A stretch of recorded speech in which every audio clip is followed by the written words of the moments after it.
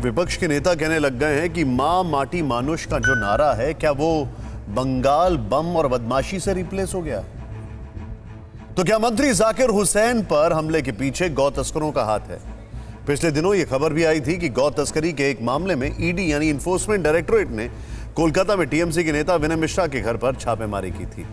इसके पहले सीबीआई की स्पेशल कोर्ट ने इस टीएमसी नेता के खिलाफ वारंट भी जारी किया था। ध्यान देने की बात यह है कि जिस टीएमसी नेता विनय मिश्रा पर गौ तस्करी के आरोप लग रहे हैं, उसी टीएमसी के मंत्री जाकिर हुसैन के बारे में यह कहा जा रहा है कि गौ तस्करों के खिलाफ आवाज उठाने की वजह से उन पर हमला कराया गया। ध्यान देने की बात यह है कि मुर्शिदाबाद ही वो जगह है जहां मंत्री जाकिर हुसैन पर हमला हुआ और ये आरोप भी लगते रहे हैं कि इस इलाके में बांग्लादेश के रास्ते से आए आतंकी गौ तस्करी से लेकर अवैध हथियार और ड्रग्स के धंधे को बढ़ावा दे रहे हैं। तो इस सिंडिकेट पर ममता सरकार कार्रवाई क्यों नहीं कर रही है? कि बंगाल में बम की बढ़ती संस्कृति के लिए तुष्टीकरण की नीति जिम्मेदार? आप पहले यह सुन लीजिए कि आज अमित शाह, देश के गृह मंत्री, ने दक्षिण 24 परगना की रैली में क्या कहा, ताकि आगे की बातचीत आसान हो जाए। मेरे साथ आप जय श्री राम का नारा लगाएंगे क्या? बोलिए, लगाएंगे? जोर से पीछे बोलो, लगाएंगे जय श्री राम का नारा?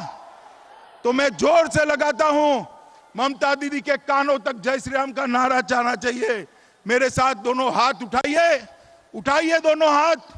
माताएं बहनें भी उठाइए दोनों हाथ और जोर से बोलिए, जय श्री राम, जय श्री राम, जय जय श्री राम।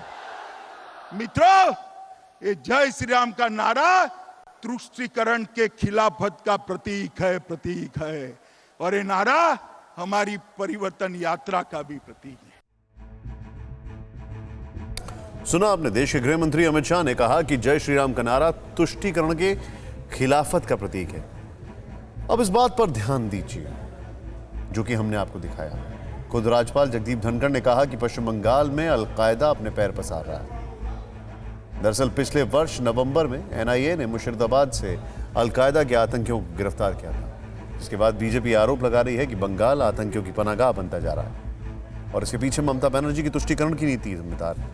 मुर्शिदाबाद से आतंकी की गिरफ्तारी के बाद बीजेपी के महासचिव और पश्चिम बंगाल के प्रभारी कैलाश विजयवर्गीय ने ट्वीट करके कहा था कि ममता दीदी की मुस्लिम तुष्टीकरण का ही नतीजा है। तुष्टीकरण यानी वो शब्द जिसका इस्तेमाल आज देश के गृह मंत्री अमित शाह ने भी किया। अमित शाह के दौरे में आज क्या कुछ हुआ, ये रिपोर्ट देखें।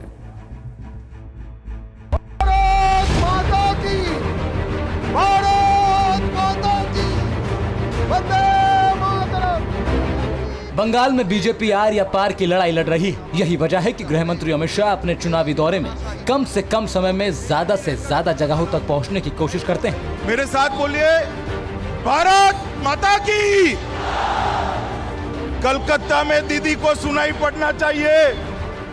अमित शाह सबसे पहले कोलकाता के भारत सेवा आश्रम संघ पहुंचे, उसके बाद गंगा सागर के कपिल मुनि आश्रम।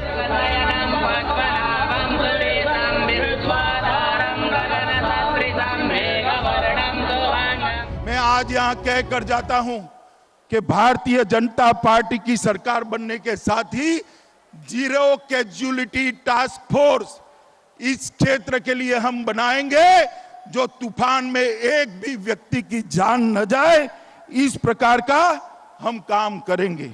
मित्रों, वनाश्रित लोगों को शहद इकट्ठा करने के लिए भी हम कई सारी योजना लाएंगे।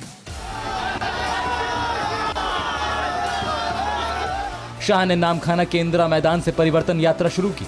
इसके बाद नारायणपुर में बांग्लादेश से आए रिफ्यूजी के घर खाना खाया और फिर नामखाना के शमशान काली मंदिर से शाह का रोड शो भी निकला।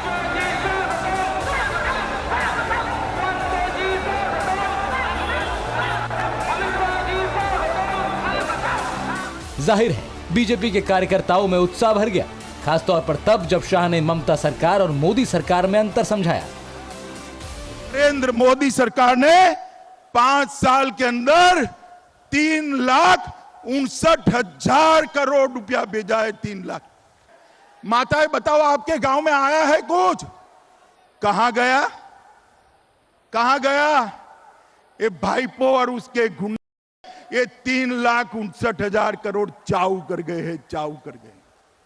मगर आप चिंता मत करिए, भारतीय जनता पार्टी की सरकार बनेगी, ये सारे भ्रष्टाचार की हम जांच कराएंगे और जिन्होंने बंगाल के गरीबों का पैसा खाया है उनको कानून के हवाले करने का काम ये भारतीय जनता पार्टी की सरकार है। मेरे साथ बोलिए, भारत माता की। कलकत्ता में दीदी को सुनाई पड़ना चाहिए। अड़ी सोमवार से शुक्रवार शाम 6 बजे सिर्फ TV9 भारतवर्ष पर।